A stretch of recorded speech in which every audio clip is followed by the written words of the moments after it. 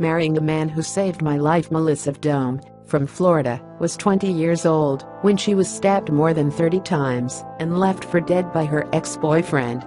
Against all the odds, she survived, though she thought she would never have another relationship. But then, as she describes here, she found love in an unexpected place. Before the attack, I was a college student working full-time in the reception of a local hospital. My dream was to become a nurse. I was dating Robert Burton, who I had met in high school. We hung out all the time, texting and talking. He was very charming and funny, and kind of like a gentle giant. I noticed his behavior changed though when I started applying to universities. He became very jealous. He would belittle me and not want me to succeed. He would lie about things, and if I confronted him, he had an explosive temper. I tried to break up with him, but he told me that, as his girlfriend, I should be helping him, not abandoning him. He said he would kill himself if I left him. It escalated to physical abuse. One day in October 2011, I drove us home as he had been drinking. He said that I shut the door before he had finished speaking, and that set him off. He started hitting and punching me.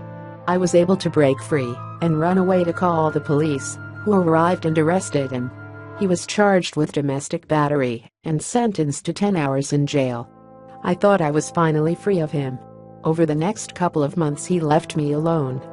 I learned through social media that he had another girlfriend, so I really thought he was over me. Then, on 24 January 2012, he called me at 2 a.m. He had gone to court that morning for the battery charge and said he needed closure from our terrible relationship and just wanted a hug. If I saw him just one more time, he said, would leave me alone forever. I didn't listen to my intuition telling me it was wrong, and that was the biggest mistake I ever made. I took my pepper spray and phone, thinking I could protect myself if I needed to. As soon as I walked out there, he reached his arms out for a hug, but he had a switchblade in his hand. He flipped it open, and he started stabbing me over and over again. I remember the pain of the first few, but after that I went into fight-or-flight mode. I tried to fight back and bite his hand. I was punching and screaming and doing everything I could, but I kept falling to the ground because I was losing so much blood. A young boy and girl nearby ran over because they heard me screaming, and the girl called 911. After seeing them, Robert went and got a bigger knife with a serrated blade from his truck and attacked me with that. He had every intention of killing me. He knew the police were going to come, and he wanted to get it finished. He left me lying in the road, and I thought I was going to die. I just prayed to God to save me and give me a chance. I was drifting away when a police officer shone his light on me. I felt a rush of life come back to me, and I was able to state my name and who had attacked me.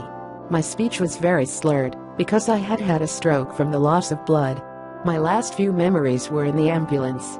It was very bright and blurry, and people were yelling and trying to stabilize me. They put the ventilator in to help me breathe, and I knew that was a really bad sign. I thought, okay, they think I'm about to die. They then said they needed to airlift me, and they called for the helicopter. I later learned from the trauma surgeons that I died on the table several times, and they had to resuscitate me over and over. My wounds were severe. I had a broken skull and jaw. My head and nose were fractured. He had severed my facial nerve, so I had paralysis on the right side of my face. They gave me 12 units of blood, and the body holds about 7 on average. It was a miracle I survived. That time in hospital seemed like one very long day, but I was actually in intensive care for several days. At one point, I remember motioning for a pen from my family. I needed to know what had happened to my attacker. I couldn't use my right hand because it had been stabbed so many times, so I used my left to write. Dead, alive, or jail. My family told me I didn't have to worry, that Robert had been caught, and he was not going to harm me now. I felt very relieved. He had attempted to kill himself by taking sleeping pills and crashing his car into a wall, but he failed. He woke up in hospital strapped to the bed with the police by his side. I faced a long road to recovery. 19 of the 32 stab wounds were to my head, neck and face, so I didn't look like myself. I was missing teeth. My hair was shaved because they had to stitch up wounds on my head. Half of my face was paralyzed. When I looked in the mirror for the first time afterwards, I just sobbed. I was only 20 years old. It was devastating. However, my faith was strong, and I knew I wasn't still here on earth to be mad about what I looked like. I just felt blessed that I was alive. I had implants in my teeth and my scars slowly faded. I had nerve and muscle surgery in Boston, which helped regenerate my face and give me my smile back. I was keen to get back to school and work as soon as I could. I assumed I would be single for the rest of my life. I never thought anyone would want to date me because I was damaged and had all this baggage. But I thought I could still use my experiences to help others. I wanted to speak out to let people in abusive relationships know that they deserve to be loved and respected and valued. At one of my speaking events in October 2012, I was delighted to meet the emergency services team who saved my life. One of the firefighters, Cameron, invited my mom and me to go to dinner at the fire department the following week. I was really excited about it. Afterwards, I couldn't stop thinking about Cameron. I knew that I had feelings for him, but I was trying to ignore them. I wondered, am I feeling this way because he was one of the firemen who helped me? But the more we talked, the more we realized we had in common. He gave me his number and said, "You know, we're here for you," but I thought maybe he was just being nice. Still, I knew I had to see him again, so a week later I contacted him and said I had a thank you card for the team. He said I should pop over to the station. I gave him the card and thought I would then leave, but Cameron and I ended up talking for 6 hours. It felt like we could talk forever, and that's when it became clear there was something special here. We had different dates, we had a barbecue, we love barbecue in southern Florida, and we went to a shooting range. Cameron showed me how to improve my shooting, and I now have a concealed carry permit. It makes me feel better that I can protect myself. Cameron was by my side in August 2013 when I went to court to face the man who tried to kill me. When it was my turn on the stand, Robert was staring at me.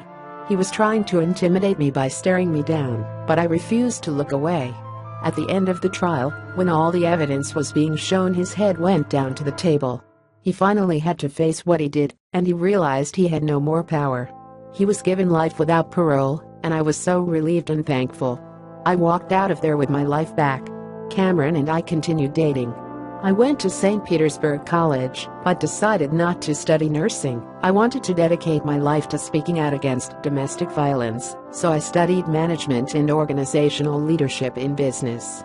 A couple of years later, I was invited to give the first pitch at a Tampa Bay Rays baseball game, in recognition of my work in schools talking about violent relationships.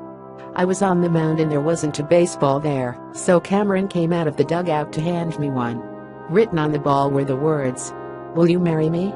It was the most surprising moment of my whole life. And then he got down on one knee and asked me to marry him. I couldn't speak for a moment as I couldn't find the words. It was just really incredible knowing that he put so much effort into making this surprise special for me. And I felt very blessed and over the moon. Of course I said yes. He gave me a beautiful diamond ring that he had picked out, and we're going to get married in a few weeks. All the people that saved me, from the first police officer on the scene to the trauma surgeon, are coming. Today I just feel very blessed to be here. I know that the attack was just one day in my life, and it will never define me.